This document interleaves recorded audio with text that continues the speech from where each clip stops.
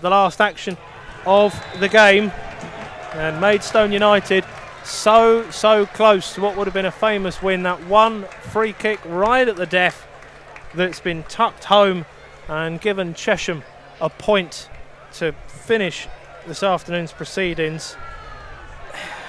The wind very much taken out of ourselves at the end there, Alex, unfortunately. I did say before, and it would be an entertaining game, and unfortunately, for that last 30 seconds at least, it has unfortunately proven that way. Maidstone United 2, Chesham 2. Yeah, I mean, again, a few boos after the final whistle, and I think we were 30 seconds away from those being cheers. Yeah, I mean, ultimately, is a draw a fair result? Maybe. I think both sides were going at it all game. Chesham, looked like once we got our second, Chesham's head dropped. They did drop their heads for about 10 minutes or so, but yeah, as they did against Averley, they kept going to the last minute, and they've got something from the game. I think going back to the first half, first 25 minutes maybe fairly even. I think Minas was definitely a bit of a menace, getting on the peeling off of our back line a few times, and I didn't really see exactly what happened between Fowler and Alexis there. It looked like Fowler took Alexis out for the first goal, so it's probably not much Alexis knew about it, but obviously Minas was not going to miss from there and put Chesham up 1-0. I mean, I do feel a bit bad for Alexis actually, because he made a fantastic save from his earlier effort earlier on in that half, but I think the changes we made at half time were needed. I think as soon as Benton came on, we had a different look to us. Yeah. That creativity that he brings, and I say the creativity that Benton brings, but it was Papadopoulos with a fantastic ball over the top for Blair to get on. And I think as soon as Blair got that, I could see what he was doing. He was going to cut in all day long, finishing to the keeper's bottom left. Not really much good could have done about that, to be honest. And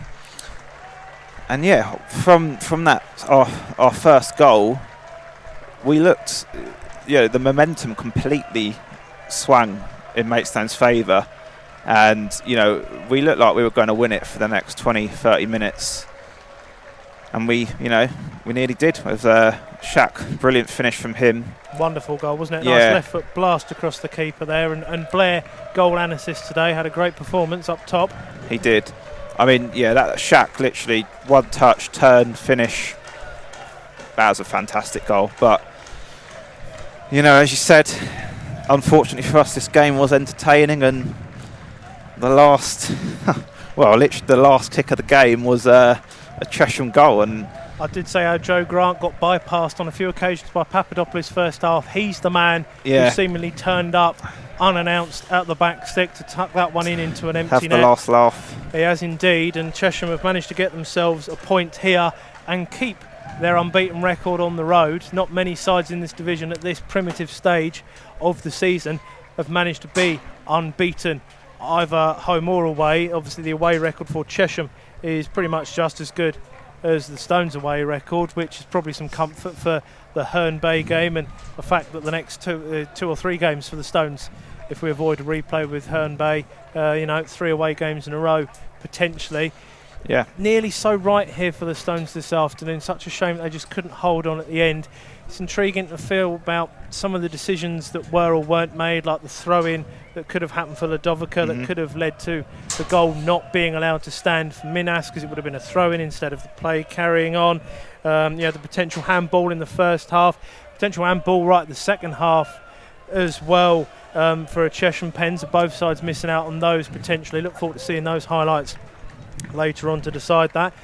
Shaq, who gave away that free kick in the end, I believe, could have been sent lucky off to stay on there, and instead the punishment didn't come from a red card. It's that late goal that's gone in and done the Stones instead. But it was literally that one last chance that Chesham had, and again, said it on the comms there, they don't know when they're done, Chesham. No. And they really have been like that this season. They've just stuck at it till the end. The Averley game typified that, and this one here for the Stones even later, earlier than call first to winner last weekend, but later still from a Chesham perspective. The Stones on the bad end of an equaliser, a late goal for Chesham. Football's cruel.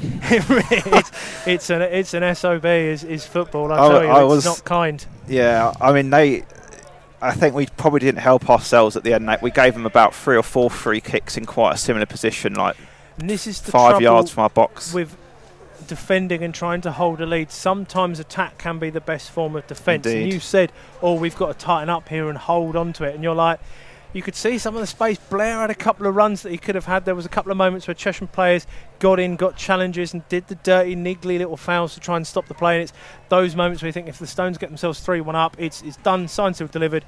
Happy days. Stones move nearer the top half. It's great. Chesham lose their unbeaten away record. Happy days for the Stones. We have a lovely weekend and say no more about it. But it's just on those moments where Shaq stays on, gives away the free kick, having thought he'd scored the winner, ends up giving away the free kick for the equaliser. So cruel, changes so quickly, does football, and unfortunately that's probably why we'll be back here again very soon to watch some more. Yeah, it's addictive and it does it to you. We're addicts for this up and down game, but I think that overall on the performance, we're getting better every game. I think there were definitely times in that first half where Chesham probably looked the better side, but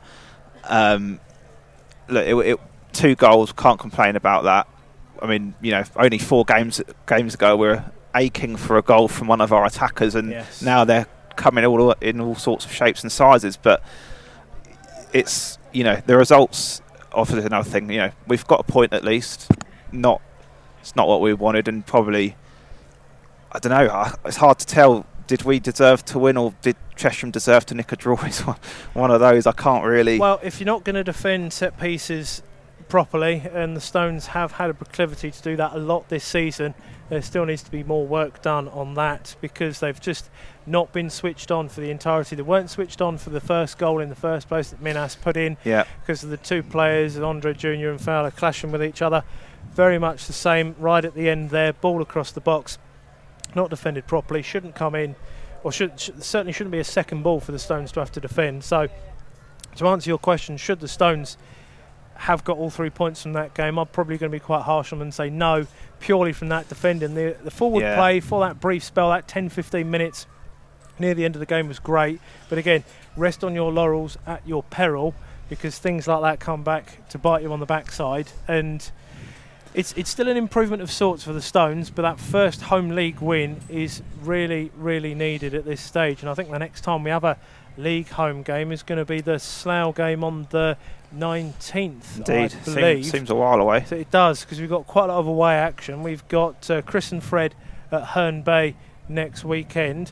Myself and Alex will be at Worthing, and nothing's ever gone wrong down at Worthing for the Stones the last couple of times we've been there, and I can remember.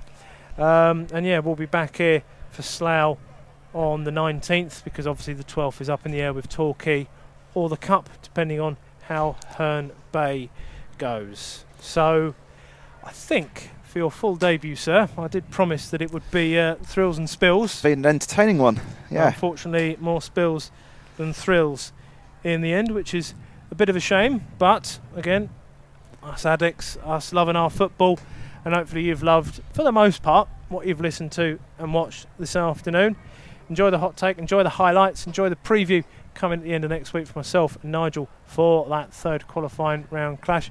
This man you'll see a lot more of this season, and probably going to get him to press 1 or 2 buttons to get us out of here, because you've probably got somewhere to go. Hopefully I've pressed the right ones. Well, we'll find out in a minute, won't we? But thank you for listening, watching. Cracking game of football, doesn't always go your way, but from myself, Sean Skirt, from this chap here, Alex Delval, till the next one, as always, come on you Stones. Yeah. See ya.